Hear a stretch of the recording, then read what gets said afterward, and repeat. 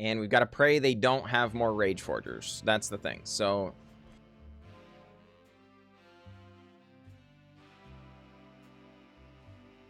Alright, folks. Welcome in, welcome in. We are playing some Magic the Gathering Arena, as always. My name is John. I like games, right? And so here we are going to be playing a little bit of Casual Summons, I'm calling it. Our good friend Casual Suspect, stalwart supporter of the stream, good friend, has saved up enough channel points on my Twitch channel to get me to build a deck after his stipulation. That stipulation was Sigarda Summons. I have agonized and agonized over this deck. I cannot tell you how much I have tried to put together a list that made sense with the card, because it's very powerful. 6-mana enchantment. Creatures you control with 1/1 counters on them have base, toughness, and power, 4/4, have flying, and are angels in addition to their other types. But Casual Suspect also wanted a human sub-theme, which very clearly speaks to me that Sigarda Champion of Light was inclined to be here as well, because it's got Sigarda in the name and has humans get +1/+1, so it's clear that was kind of the idea here. The problem is most of the humans on the client are down, you know, more inexpensively. You know, you'll see a lot of collected company style lists with the humans involved. Those sorts of lists do not want Sigarda Summons, right? Not even the least bit, right? It's also true that with a human sub-theme, Thalia's Lieutenant is just absolutely insane. Just straight bonkers, right? When it enters, put a 1/1 counter on each other human you control. And whenever another human enters control the battlefield under your control, put a 1/1 counter on Thalia's Lieutenant. So, with all the Sigarda Summons and stuff, this is just a strong card anyway, but with this, it meets the theme and everything. But we didn't want it to just be like every other Selesnya Collected Company deck or something like that, you know, so agonized a lot. Ended up deciding we'll keep the human sub-theme, but we'll try and be disruptive as well, with some more Skyclave Apparitions, which are not humans, but also do a little ramping with things like the Tangled Florahedron, the Katilda, to get up to the Sigarda Summons, to make sure this happens. Of course, Kazandu Mammoth here just kind of padding the land count a little bit. Not a human. It, for a while, was a Tangled Florahedron. I didn't like not having any 3-drops to play, so it ended up being a Kazandu Mammoth. But that said, folks, let's take it out and see if we can get some wins with this crazy pile of cards.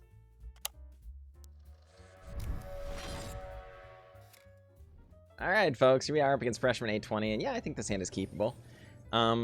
This is not super inspiring, but it is what it is. You know, we have the Kazandu Mammoth. We have the Sigarda Summons, so as far as getting, you know, getting the stipulation started off right, starting with the stipulation in your hand, that's what we're talking about, right? Oh boy, it's a Soul Warden deck. That can't be good news.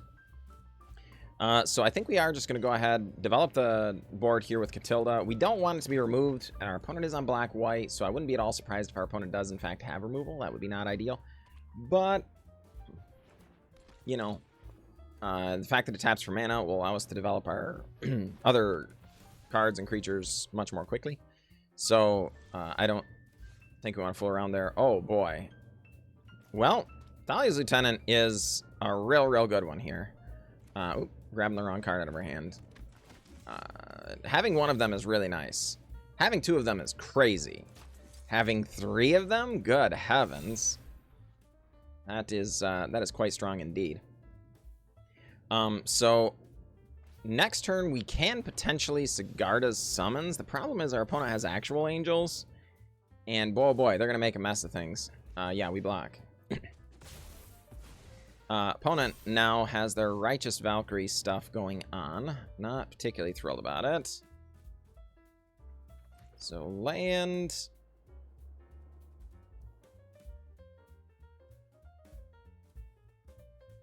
We just Sigarda's Summons here. Is that better? Or is it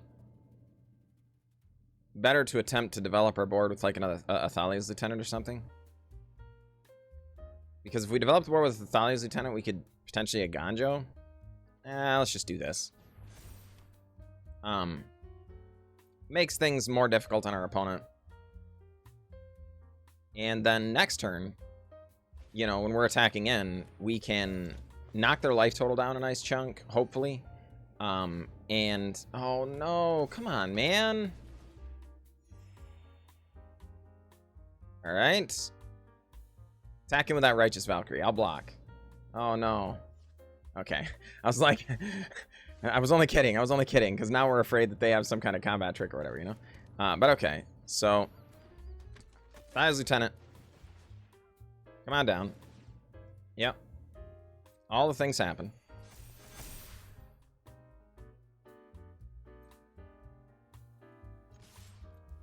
Yep. So we've got to try and take our opponent's life total back down to a more manageable level. And pray that our opponent can't just gain 10 life here. If they can gain 10 life, yeah, we kind of lose, right?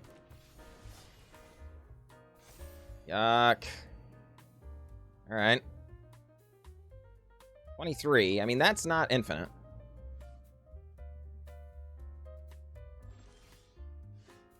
Okay. We do this, they gain. Okay. That's okay. I think this is fine. Yeah, opponent gains a couple of life. Put a number of counters down. We're going to shock this in so we can both hold up Eiganjo, but also the Castle Ardenvale should we decide to go that direction. And 9, 16, 26, 27, 28. This is lethal. It needs to be, you know, there needs to be blocks happen. All right. Now, they only need to block Thalia's Lieutenant, right? Yeah. But, you know, they do have to do other things now. Furia's Retribution, going to allow them to kill creatures of power less than these creatures. So, not able to kill the creatures we're actually concerned about keeping around, right? But, yeah, okay, that's fine. Opponent getting Spiteful there, killing off our 1/1. That doesn't really do a ton here. Valkmira, I mean, that's definitely something. Alright, well.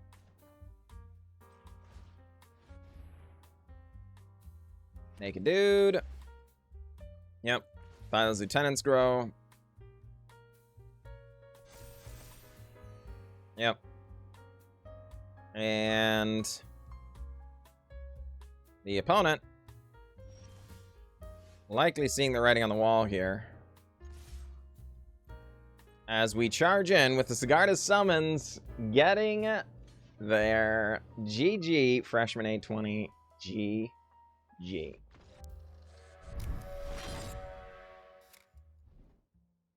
All right, folks.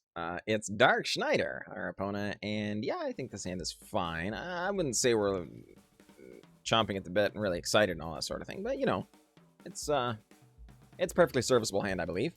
The question is whether or not we go with Tangled Florahedron or A-Luminarch Aspirant onto, and I'm genuinely not certain on that. Opponent has a Soul Warden, gonna gain a life. And Lair the Hydra. Opponent has A-Luminarch Aspirant. Interesting. Yeah, let's get down the Tangled Florahedron. I think we're going to want to develop our mana here. And just kick the can down the road. It's highly likely we're going to need to be using these to exile things. The question is whether or not it's supposed to be the Soul Warden or whatever payoffs they have. And there's always that chicken or the egg thing. Because the payoffs are much less threatening if, you know, you handle the Soul Warden. But,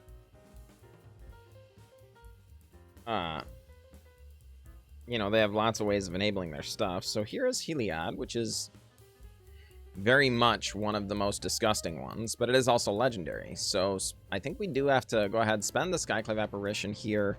We're not strictly thrilled about it, because here's Heliod gaining value anyway. And they could easily just have another one, or collect a company into another one, or something like that, right? But, you know, is what it is. You gotta do what you gotta do. Opponent takes a card for the turn, up to 4 in hand.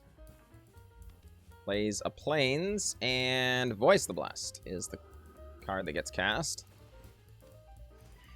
A couple of lives gained, up to 26. Voice the Blessed as a 4/4. Okay, well. Land. Brutal Cathar.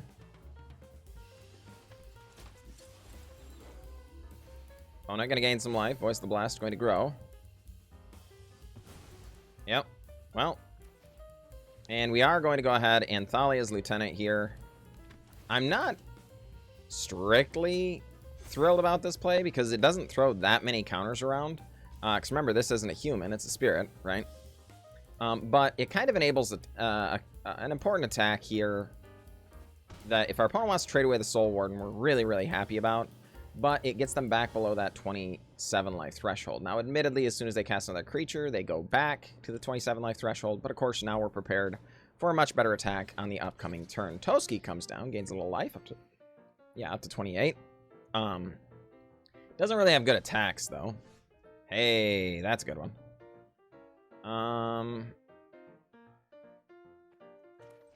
Well, Skyclave Apparition. Come on down. I think we are going to get rid of the Toski as much as I think it's possible it's supposed to be the Soul Warden there. We're going to do it this way. And Dark Schneider says, yeah, we have gone far too wide and they're sick of it. Sick of it, and scoops them up. I don't necessarily even blame them. This would be a little bit of a frustrating game to play. Because we've handled everything we've thrown at them, and their every advance has been stymied. We are also now getting much farther ahead on board every turn with the Luminarch Aspirant throwing counters around. We're going to be able to go tall where they haven't been able to, and clearly, if this last card in hand was a Collected Company, they would not have scooped, right? They would have just cast Collected Company and hoped to catch up. But since it's not Collected Company, they're like, you know, I've had enough, and they scoop them up. I don't blame them. GG, Dark Schneider. GG.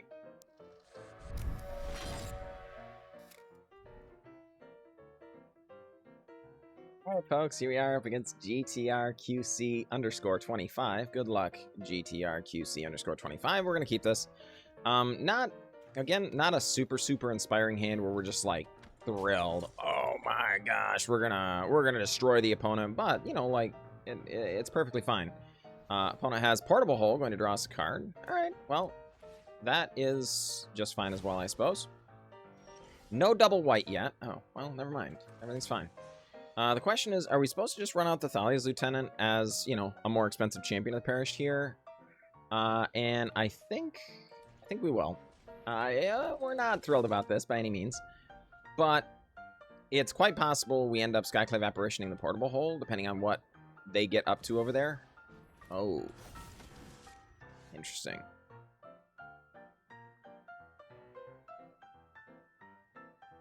Suddenly, I'm really concerned.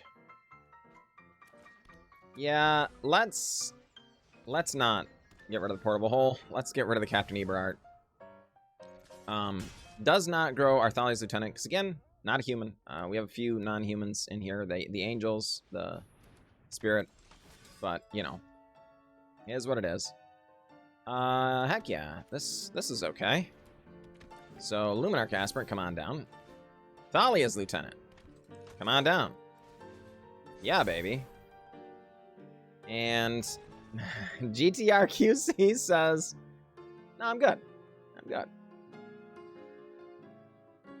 Fine by us, folks. Fine by us. We'll take them however they come.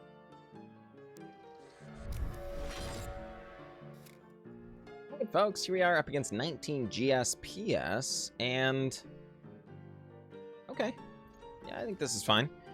If we draw some lands in the early turns, we'll, you know, play this as a creature. If we do not, we'll use it as a land. But we're gonna play it cool for now.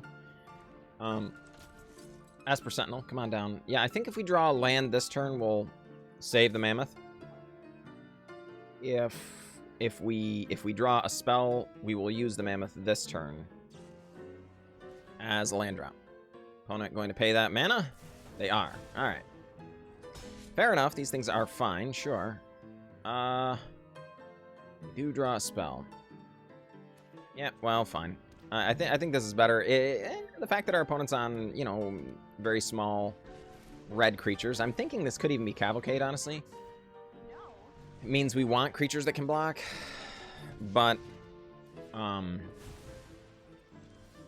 we also don't want to get stymied by not drawing lands, right? So land, Skyclave Apparition, get rid of the Chandra Acolyte of Flame because, good lord, that card is terrifying, particularly with Cavalcade. But in general, you know, being able to flashback removal spells and stuff is very good as well. Opponent plays a 4th Mountain and Annex, Hardened in the Forge. You got it. No blocks. 1 damage happens. We drop to 14. Indeed. Thinking about it, probably going to go with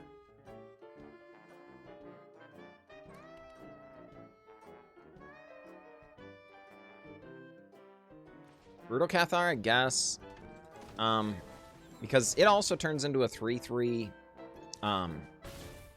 first strike, which is really nice. You know, combat stats are strong. Opponent does have the Lava Coil on it. Okay, these things are inconvenient, but not unexpected. That's precisely the sort of thing we thought could happen, which is why we went with the Brutal Cathar over the Skyclave Apparition, you know, and again, with the combat stats mattering as well. So here we go. Let's go ahead and Katilda, Apparition, get the Annex, get in.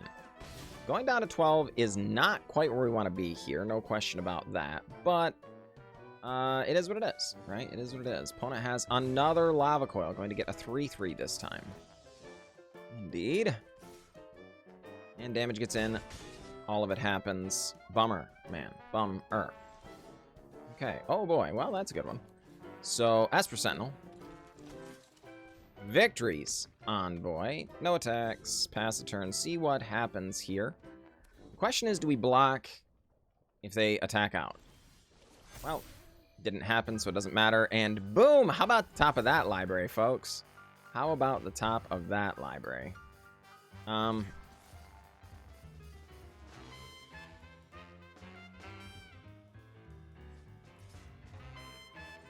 Alright. 10 damage there, 19 GSPS. Cavalcade of Calamity allows us to draw the card. Swings out because, yeah, I mean, what else do you do? Damage, damage, block, block. Victory's Envoy takes a damage. We take some damage. Opponent scoops him up. Opponent scoops him up. GG, opponent. GG. Alright, folks. Here we are up against Dubjada. Good luck, Dubjada. And, yeah, I mean, fine. We have Esper Sentinel into Katilda, into Thalia's Lieutenant, which is, you know, a pretty darn nice curve, all things considered. Oh, I guess we don't.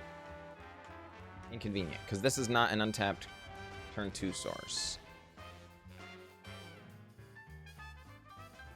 How do we feel about that? We just go with Thalia's Lieutenant then? I think we do. Because there are plenty of 3-drops and stuff we can draw.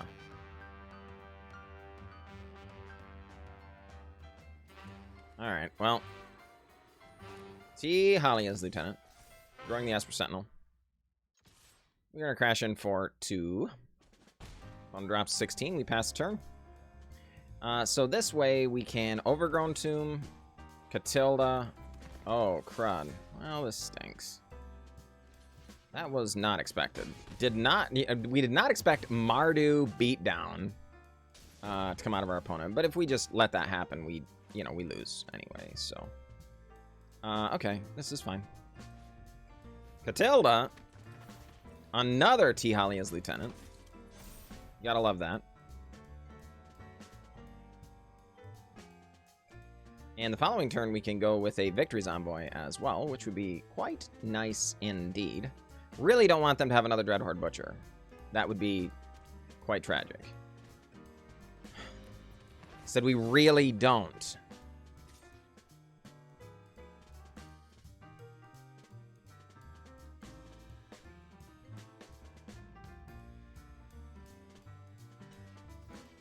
All right. So, yeah, I was going to say, the most likely scenario is they kill our Thalia's Lieutenant, which we're not thrilled about, sure, but, you know, I think it was more important to keep our, Katilda around. And given our opponents not knowing that, you know, I think the block was relatively safe. Opponent has Lightning Strike, draws us a card, it's another Katilda. Well, inconvenient. Not thrilled about that. And opponent passed the turn. Hey, would you look at that? Let's pay some life. Sigarda's summons. Yeah, we're going to go ahead and risk it, folks. We're going to drop our opponent down to 8. It is now a 2-turn clock. Or, well, a 1-turn clock now, since we passed the turn. You know how it is, but... yeah, we're leaving ourselves open to attack. And our opponent's deck clearly wants to be aggressive. You don't put 4 Dreadhorde Butchers and stuff in your deck unless you intend to be aggressive. But that's okay. All right, the opponent goes for Rip Apart on our Sigarda's summons, which we're not thrilled about, but a lot of the damage already done. This card must attack now. Okay, that stinks. Before, we were quite... all of this was... we were very, very okay with all of this. Now, I mean, taking... the fact they had the Angress Rampage is... yeah. That's definitely sad, but that's okay. We're going to crash in with the Esper Sentinel, drop our opponent on a 4. And... see what they have to say about this stuff. Yeah, indeed. They have to say... good game, is what they have to say. So, GG. Dub Jutta. GG. Alright, folks, here we are up against Rage. Good luck, Rage. And yeah, I think this hand is fine. We're not, you know, I mean, we don't think this is necessarily crazy or anything, but the Tangled Florahedron really helps. And oh boy, the Esper Sentinel is actually kind of nice as well. Because we were going to have to Tangled Florahedron on 2, kind of, I think. And it was going to be okay because we didn't want to run out the Thalia's Lieutenant too early. Anyway.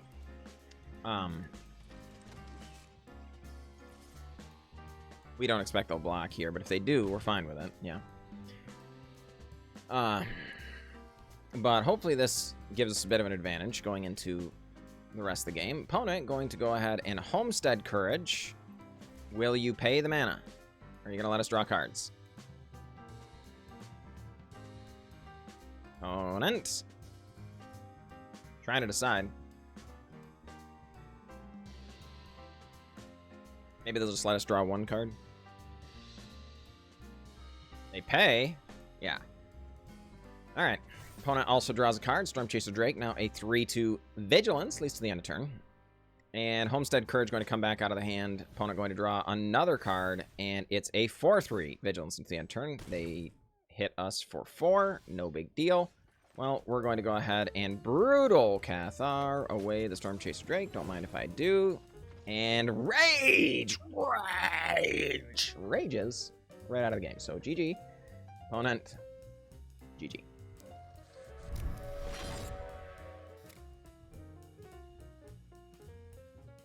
Alright, folks. Here we are up against Zapros Downer. Good luck, Zapros Downer. And yeah, I think we'll keep this. I don't think this hand is amazing or anything, but the Victory's Envoy kind of does what we ask of it, right? And we do have Esper Sentinel on 1 into probably Tangled Florahedron on 2. I definitely anticipate this being a mana ramper, you know? So, alright. Opponent on Basic Mountain. Fair enough. And Tangled Florahedron comes on down. Joins the party. Opponent has Rootbound Crag, Burning Tree Emissary. E-I, folks. Alright, well, Harmonic Prodigy, no. We do not like that at all. We're going to go ahead and come over here. Get that thing out, because the Harmonic Prodigy absolutely will just end the game in heartbeats, you know. Really hoping our opponent doesn't have more where that came from, you know. I'm sure they have 4 on the list, but we don't want them to have them in hand, right? Though admittedly, what's the alternative, right? Also have collected companies and stuff? That wouldn't be good. So, opponent has another Burning Tree Emissary. That's not a huge surprise here. Yeah, I was gonna say, because our opponent likely wanted to be able to have Harmonic Prodigy, Burning Tree Emissary come down after it, and then be able to, like, collected company, things like that, you know? So, folks, I know this is gonna look maybe a little bit needlessly precautionary, but legitimately, these Harmonic Prodigies are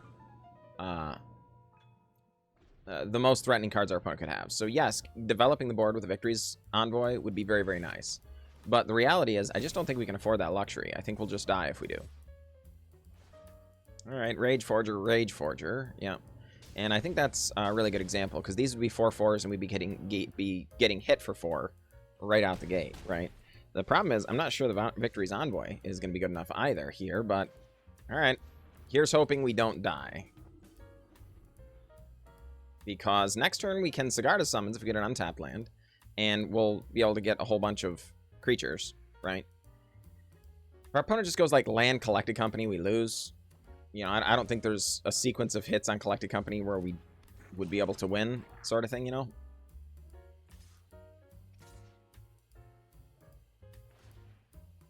Yeah. So damage.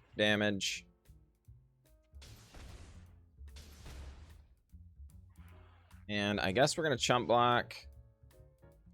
We're not thrilled about it, but it is what it is. We dropped to 5. Please, deck. 1/1 counters on the team. Land me, baby. Hey!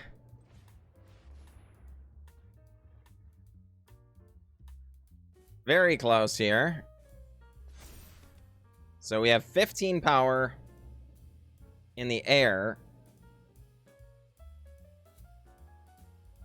I think if we pass the turn, we die. Problem is they just block with the Arcanomancer or an Arcomancer, and we die anyway. So I think we've got to hold back one more turn. And we've got to pray they don't have more Rage Forgers. That's the thing. So no, I said no more Rage Forgers. No more.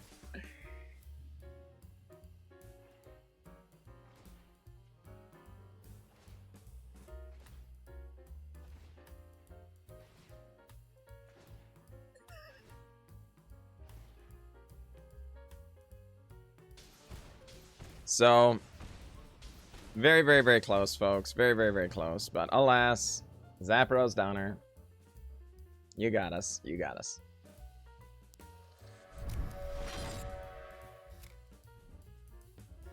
Alright, folks. Here we are up against Grinderic, playing a little Gigant of the Wellspring. And unfortunately, we have no white mana, so I think we're going to have to send this one back. Feels bad, man. This hand, though, I think this is perfectly keepable. We're not specifically thrilled about it, but, you know, it's got a way to get on the board early with the A-Luminarch Aspirant and you know, and grow over time. It's also got the Skyclave Apparition to interact. And then it does have our Sigarda summons for later on in the game. We would like to draw, like, Tangled Florahedrons, Katildas, things like that, if at all possible. Our opponent gets a Mind Stone down. Well, these things are quite bad indeed. I guess we're going to Skyclave Apparition the Mind Stone, because I guess this probably means that our opponent is playing some Mono Brown, considering they went Scavenger Grounds into Mind Stone. That is our current belief. And we want to slow down that development of mana as much as we can. So, you know, is what it is.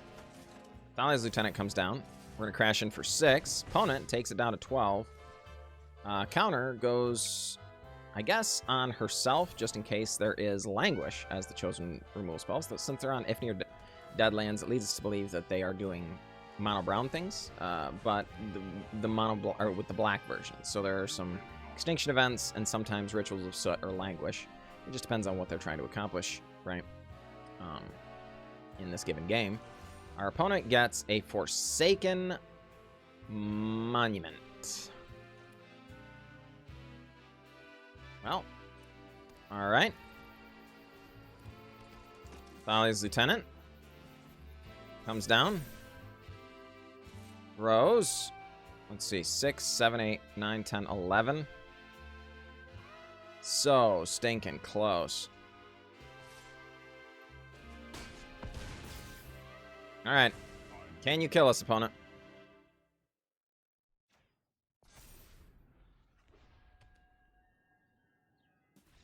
No, they can't. Thank heavens. We were really worried they might just have a board sweeper there. And then there's no question. They've got the long game. They've got Ugins and Ulamogs and all that kind of thing, you know. But whew, we got there. We got there. GG, opponent. GG.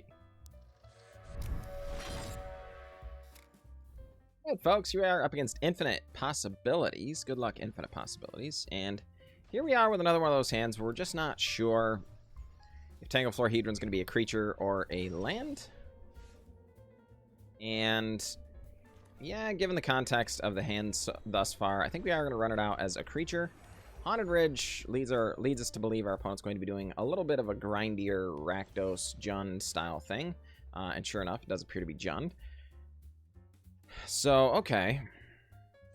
I guess that means we're going to Luminarch Aspirant and Thalia's Lieutenant. And yeah, I think we're just gonna share the love a little bit here. Opponent has a second black source. What do you say about that, opponent? Fable of the Mirror Breaker shows up. Provides a little bit of a treasure shaman thing. And faced with a little bit of a conundrum. Yeah, I think we're just going to try and get on the tempo plan here. Thalia's Lieutenant. Get rid of the Fable. Crash in. Opponent takes it down to 14. And a counter going to go over here on Skyclave Apparition.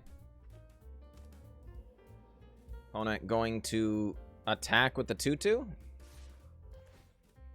Yeah, this almost certainly means Meat Hook Massacre then, right? Riveteer's Charm. Oh, boy. Okay. Well, not that, then.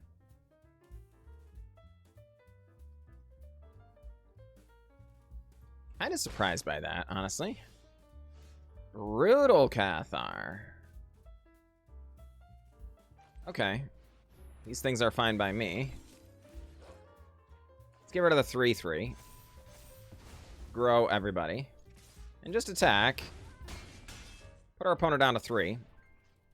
Put a counter on Thalia's Lieutenant. Okay, so they do have a 5th land drop. With the treasure,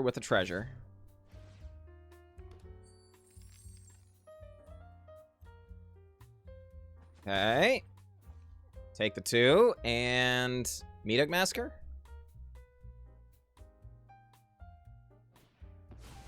Vote Despair. You got me. Yeah. Well, good game, Infinite Possibilities. Good game. Just went on the tempo plan, folks. Just, you know, sometimes casting good 2 and 3 drops and stuff is good enough, right? You just get on the board and beat down. We did. So, GG, Infinite Possibilities. GG.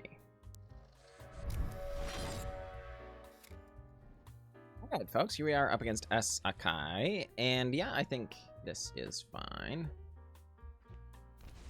Opponent shocks in an Overgrown Tomb for Thoughtseize. Alright. These things are awkward. If our opponent's kind of really closely paying attention here, I think they go after Katilda. I was going to say if they're not playing super close attention, they might go after A-Luminarch Aspirant, which they did. It's also possible they don't have very much removal. If they don't have very much removal, well, fine. Yep. A-Luminarch Aspirant's definitely the most powerful plays here, but okay. Well, all right. Turns out they just had another Thoughtseize, which makes a lot of sense, right? These things are, you know, all their plays make sense now. Turns out Thoughtseize, strong card. You heard it here first, folks. Hot takes are us. We're going to crash in for 2. Opponent really probably doesn't want to take too much this year. You know, yeah, indeed. Infernal Grasp, wow. I think our opponent might be playing some Death Shadow. Because everything so far has paid life. Cultivate.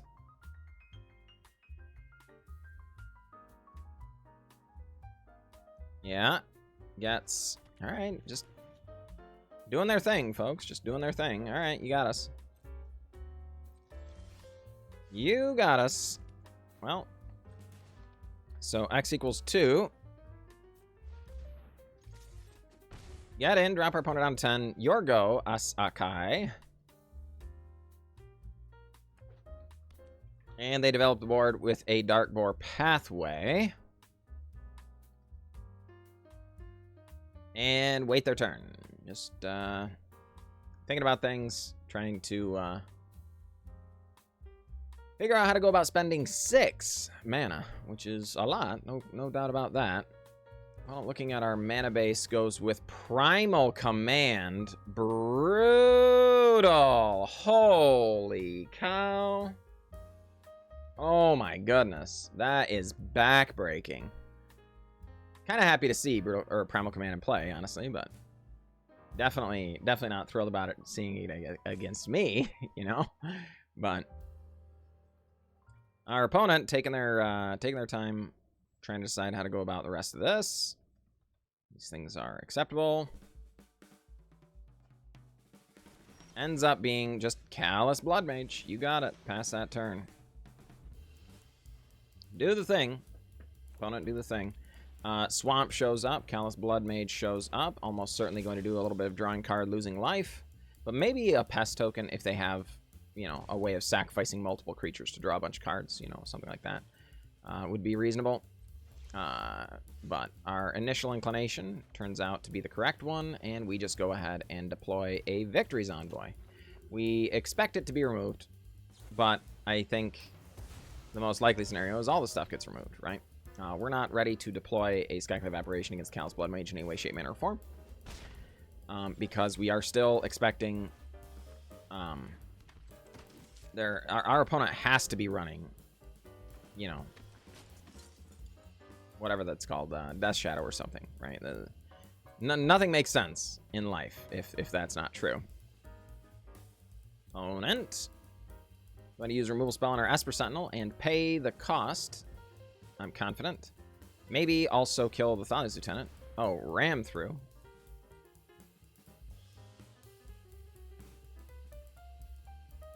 I mean, you're gonna pay, right? Yeah. Sure enough, ram through happens, and we pass turn, or we get the turn right back to them as things move along. Callous Blood Mage going to charge in. We allow it. All these things are fine. And our turn. Well, land. Combat. Sigarda summons. Your go, opponent. More I think about it with the ram-throughs and stuff, it's possible they might not be on Death Shadow. It's also possible they're on just like Phyrexian Obliterator stuff, and they're trying to have as much unconditional ways of answering all this as possible. That would be reasonable as well. So X equals 5.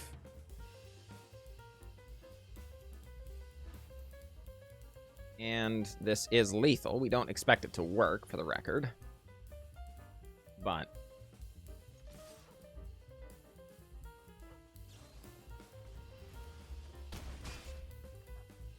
okay, well, our opponent paid 1,000,000 life,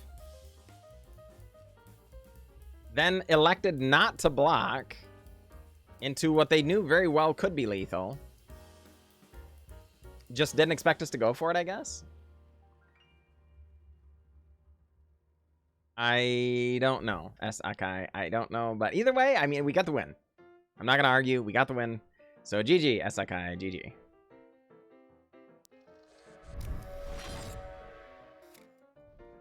Welcome back, folks. We had a wild time. Good heavens, those games were just a ton of fun. Honestly, the deck ended up performing better than I expected. It was only in the play queue because it's a stipulation. That's where we do stipulations. A lot of the time they're wild and crazy, and we don't want to play for hours and hours and hours and just get our head kicked in for hours and hours and hours, right? So we want to have a chance. And it's also kind of nice just to see more variety, right? So that said, in some ways, I think the deck worked very well. In other ways, maybe less so. I think it's quite possible this list does want maybe some more ramp to get up to the Sigarda's summon sooner. So maybe Kazandu Mammoth was supposed to be like Llanowar Elves or something. And then maybe, you know, the Victory's Heralds are kind of slow, so maybe these as Llanowar Elves as well. Maybe that's just the better path. And then when we get to Sigarda summons, it's great. If we don't, great. Or something like that. In fairness, the Victory's Herald did win us several games that felt pretty unwinnable otherwise. And it is one of the primary ways of getting 1/1 counters on our stuff for the Sigarda summons. So, I don't know, but that would be fine. If we were looking to actually, you know, try and close more games with this deck, coming down with Sigarda summons, a couple might be okay.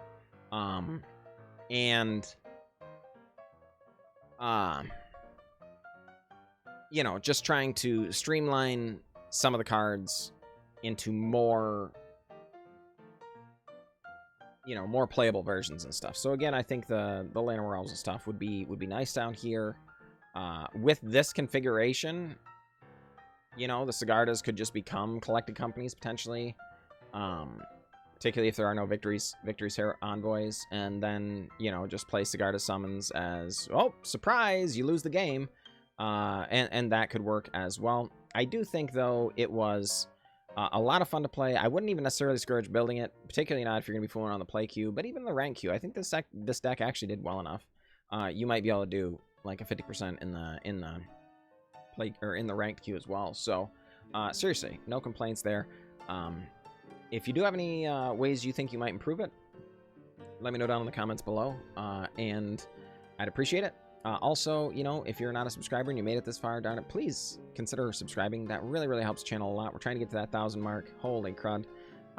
It's been a battle, but darn it, we're really giving it our best effort. So let us know, and appreciate you all. I will catch you all next time.